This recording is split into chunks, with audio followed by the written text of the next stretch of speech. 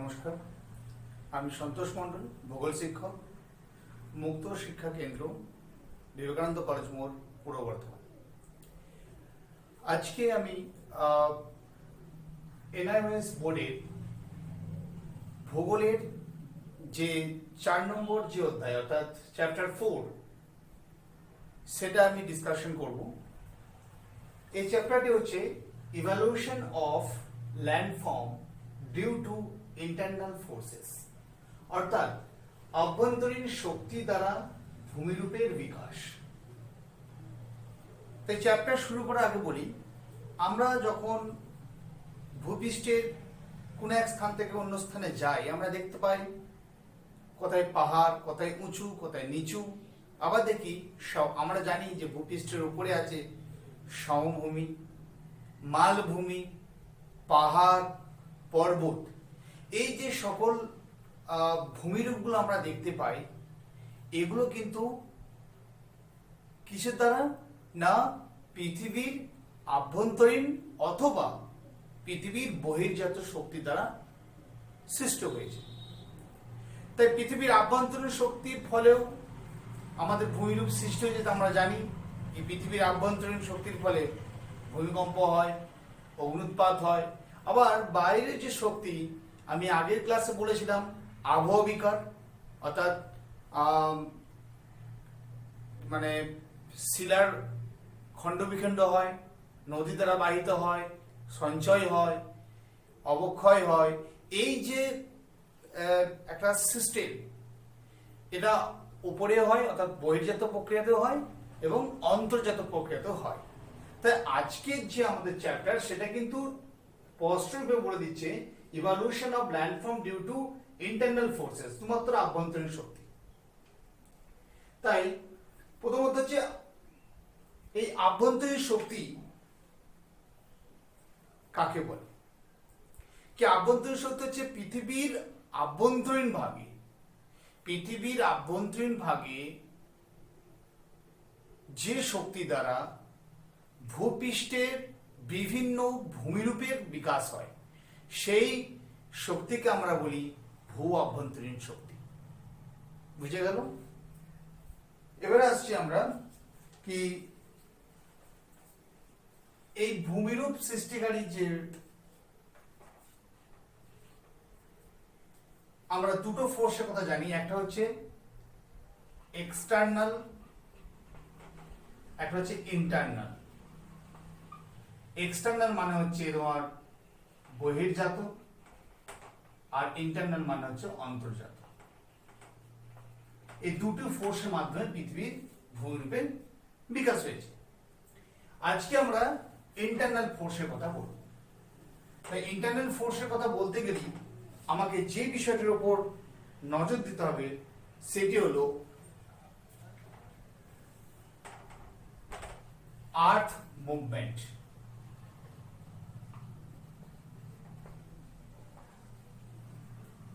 আর্থ movement অর্থাৎ ভূ আলোড়ন। আজকে আমি এই বিষয়টির উপর চর্চা করব। তাহলে ভূ আলোড়ন কাকে বলে প্রথমে জানতে হবে। আর্থ মুভমেন্ট কাকে বলে? না পৃথিবীর আভ্যন্তরীণ শক্তি দ্বারা যখন পৃথিবীর আলোড়ন সৃষ্টি হয়, অর্থাৎ পৃথিবীর ভূমিরূপের বিকাশ হয়, এবং সেটা হঠাৎ করেও হতে পারে কিংবা ধীরে ধীরেও হতে পারে। অর্থাৎ পৃথিবীর আভ্যন্তরীণ ভাগে যে শক্তি দ্বারা পৃথিবীর পৃষ্ঠের ধীর গতিতে অথবা আকস্মিকভাবে ভূমিরূপের বিকাশ ঘটে, তো সেই আলোড়নকে আমরা ভূ আলোড়ন বলি। ভূ আলোড়ন মানেই হচ্ছে পৃথিবীর অভ্যন্তরীণ ভাগের শক্তি। এটি কিন্তু বহির্জাত শক্তি নয়। ভূ আলোড়ন মানেই হচ্ছে, তখন আমরা যদি মানে যখনই প্রশ্নটা আসবে ভূ আলোড়ন কাকে বলে বা earth movement, what is earth movement, তখন আমরা এটা লিখব যে পৃথিবীর আভ্যন্তরীণ শক্তি দ্বারা যখন পৃথিবীর পৃষ্ঠে ভূমিরূপের বিকাশ ঘটে, সেটা ধীর গতিতে হোক অথবা আকস্মিকভাবে হোক, তাকে আমরা বলবো ভূ আলোড়ন। এই ভূ আলোড়নের এবারে আমরা আসছি শ্রেণী বিভাগ।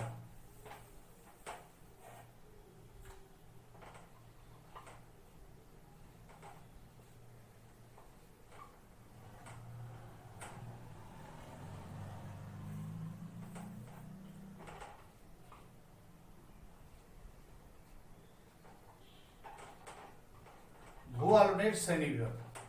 আমরা ভূ আলোড়নকে সাধারণত দুটি ভাগে বিভক্ত করে থাকি।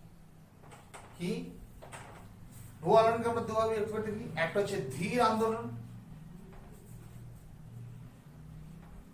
ধীর আলোড়ন যেটা আস্তে আস্তে হয়, আরেকটি হলো আকস্মিক আলোড়ন।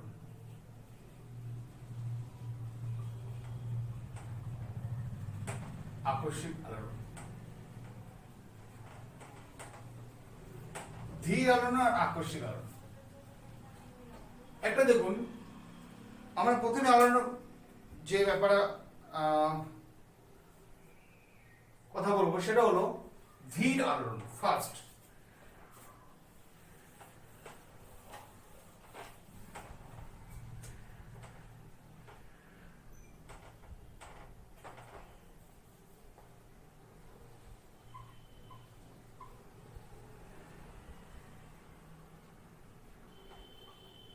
এই धीर आलोड़ने इसका स्लो मूवमेंट,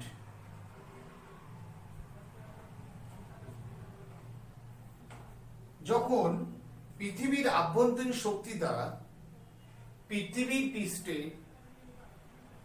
ভূমিরূপের বিকাশ ঘটে এবং সেটি খুব ধীর গতিতে হয়, তখন তাকে আমরা বলি ধীর আলোড়ন। এর উদাহরণ যদি বলি, আমরা দেখেছি যে সৌরাষ্ট্রের কাছে যে, আমি নাম শুনেছি, আপনারা নাম শুনে থাকবেন, সৌরাষ্ট্রের কাছে যে দ্বারকা নগরী, মানে যেটা দ্বারকা নগর বলে, মানে শ্রীকৃষ্ণের যে দ্বারকা নগর বলে, সেটা নাকি জলের তলায় এখন ডুবে আছে। তার মানে কি, যে একটা সময় ছিল যখন দ্বারকা নগর পৃথিবীর মানে পৃষ্ঠের ওপরে ছিল এবং সেটা এখন সাবমার্জ। সেখানে খোঁজ করে দেখতে পাওয়া যায় সেই নগরের দরবার থেকে শুরু করে সমস্ত কিছু, গেট, রাজাদের মহল যা আছে, মানে দ্বারকার নগরীর বাসস্থান সবকিছু কিন্তু সে এখনো কিন্তু খোঁজ করে পাওয়া গেছে। এবং সেটা এখন, আর আরেকটা উদাহরণ হচ্ছে মহাবলীপুরম যে মন্দির, সেটা কিন্তু এখন জলের উপরে উঠে আছে। সেটা থেকে বোঝা যায় কি একটা সময় ছিল যখন সে জলের নিচে ছিল। মানে এই ধরনের কিছু কিছু উদাহরণ আমরা দেখি, যেটা থেকে বুঝতে পারি যে পৃথিবীর মধ্যে স্লো মুভমেন্টও হয়। এছাড়া এই স্লো মুভমেন্টের আরো কারণ হতে পারি, যেটা আমি একটা ম্যাপের দ্বারা বোঝাচ্ছি। আমি প্রথমেই বলেছিলাম কি, ধরুন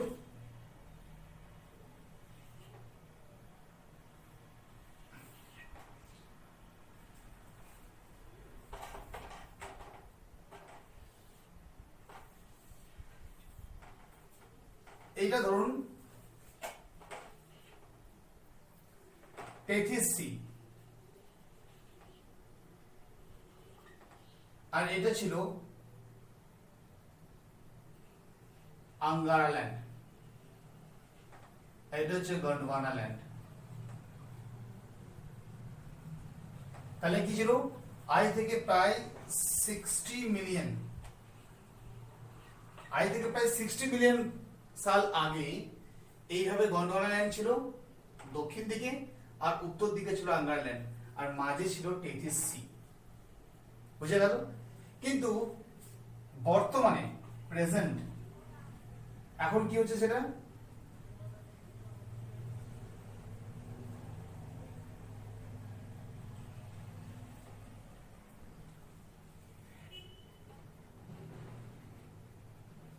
এই দুটো জায়গার সেডিমেন্ট জমা হয়ে এই 33C তে এখন কি তৈরি হয়েছে, এখন হিমালয় তৈরি হয়েছে।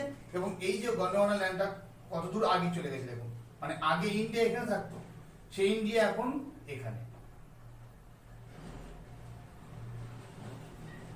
এটা থেকে আমরা বুঝতে পারি। তাহলে এই ম্যাপটা থেকে আমরা স্পষ্ট বুঝতে পারছি কিভাবে ভূমিভাগের পরিবর্তন হয়েছে। অর্থাৎ মানে এক সময় ইন্ডিয়া এখানে থাকতো, এখন এখানে আছে। তাহলে কি এটা কি কোনো আকস্মিক ভাবে হয়েছে? তা নয়, ধীর গতিতে হয়েছে। এইটি হচ্ছে ধীর আন্দোলন। বোঝা গেল?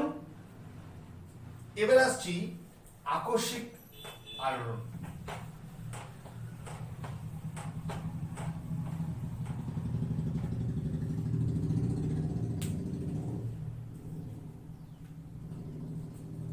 আবার আকস্মিক আন্দোলনে যাওয়ার আগে আমি বলি দিই, এই যে ধীর আন্দোলন, ধীর আন্দোলন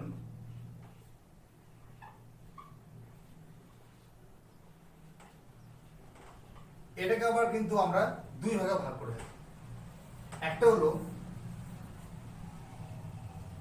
একটাকে আমরা বলে থাকি ভার্টিক্যাল, আর একটি হলো হরিজন্টাল।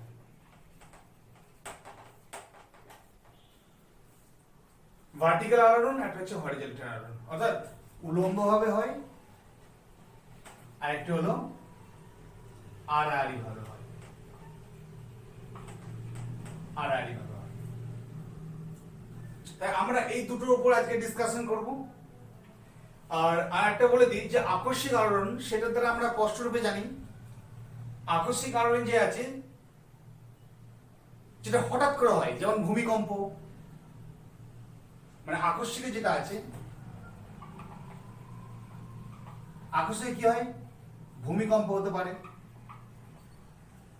অগ্নুৎপাত হতে পারে, এগুলো হচ্ছে আকস্মিক আলোড়ন। আর ধীর আলোড়নের মধ্যে আবার দুটো ভাগ আছে, সেটা হলো ভার্টিক্যাল আর হরিজন্টাল। ধীর আলোড়নের মধ্যে দুটো ভাগ, উলম্ব আর আড়াআড়ি।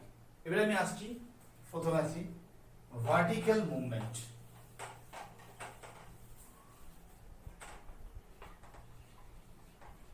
ভার্টিক্যাল মুভমেন্ট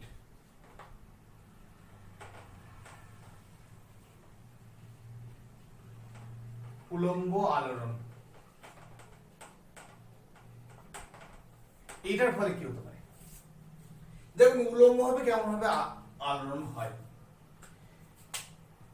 প্রথমেই বলেছি এটি একটি স্লো মুভমেন্ট, অর্থাৎ ধীর আলোড়নের একটি ভাগ। উলম্ব হবে কি করে হয়? দেখুন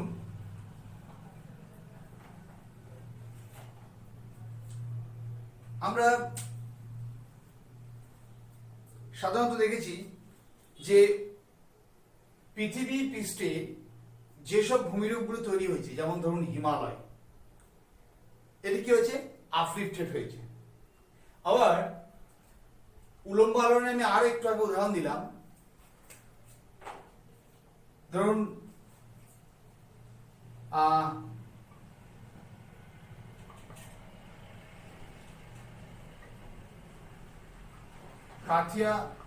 কাথিয়াবাড় উপকূল,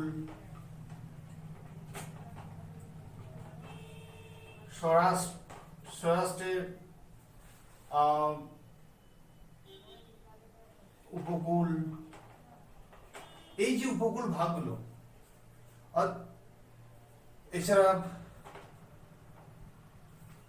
কিছু মালভূমি, কিছু সমভূমি, সেগুলো কিন্তু কি হয় না উলম্ব হয়, মানে অর্থাৎ আগে নিচে ছিল, উপরে উঠেছে। আবার সৌরাষ্ট্রের কাছে আমি একটা উদাহরণ দিয়েছিলাম যে দ্বারকা,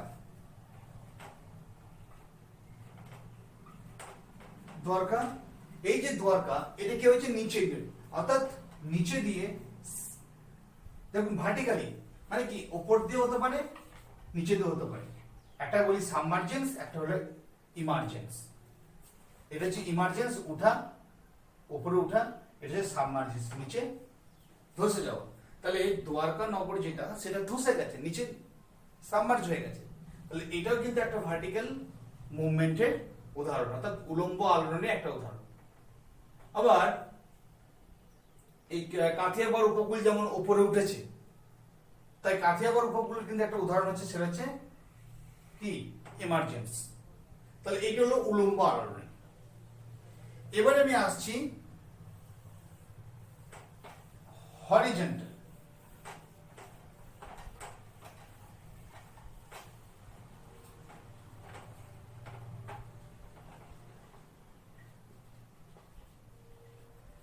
হরিজন্টাল যখন আমরা বলবো, হরিজন্টালের সময় দু ধরনের ফোর্স কাজ করে। কি না, হরিজন্টাল মুভমেন্টের সময় মানে যেটা আড়াআড়ি ভাবে হয়, এভাবে আড়াআড়ি, একটা ভাবে টেনশন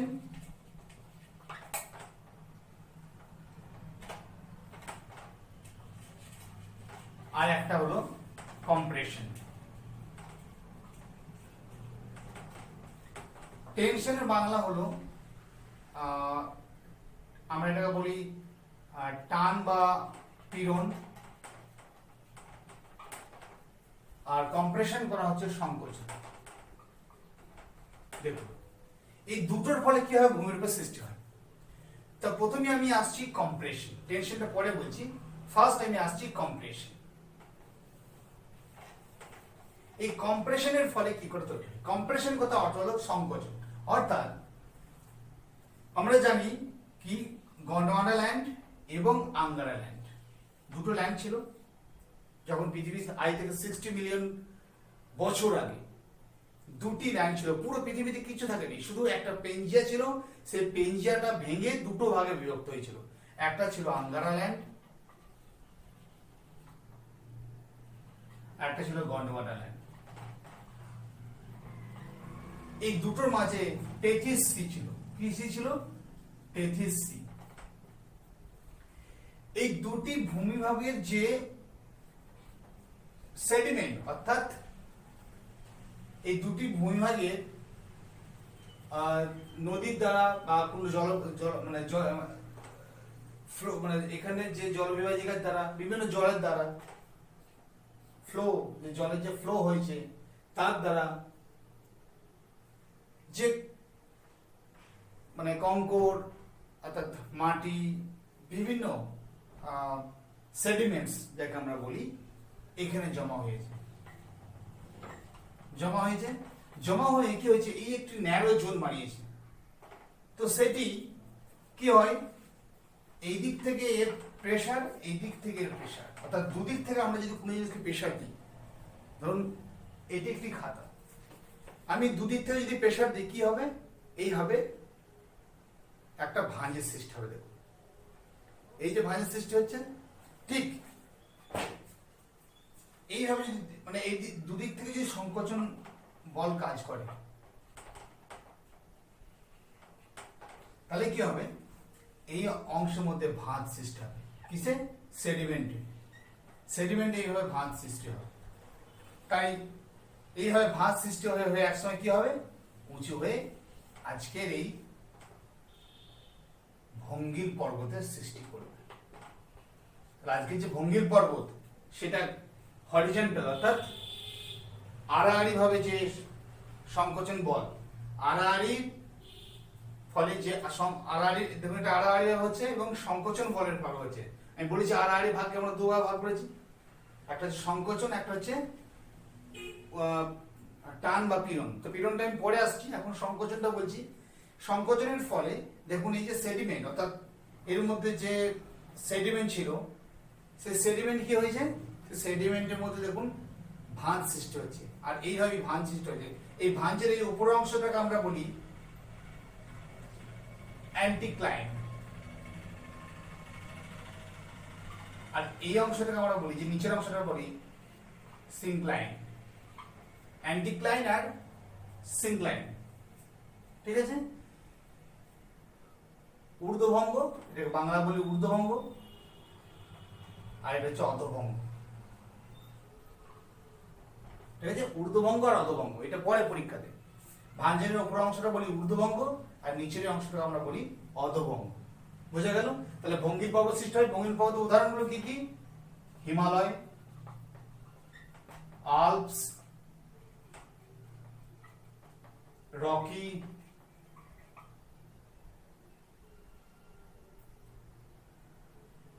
এগুলো হলো ভঙ্গির পর্বতের উদাহরণ। বুঝা গেল? এবার আমি আসছি টেনশন অর্থাৎ পীড়ন।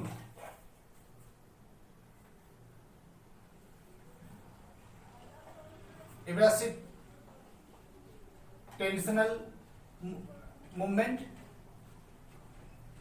সরি টেনশনাল ফোর্স অর্থাৎ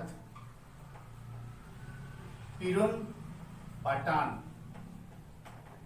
এটা কি করে হয় দেখুন, এইটা একটি শিলা, আমরা দেখতে পাচ্ছি এটি একটি শিলা।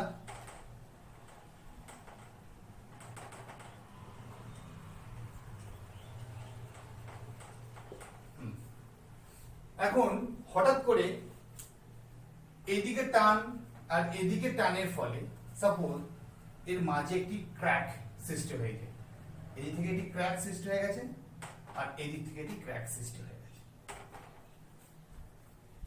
আর এই ক্র্যাক সৃষ্টি হলে এই অংশটা কি হয়েছে, নিচে ধসে গেছে। ধসে যে কেমন হয়েছে দেখুন,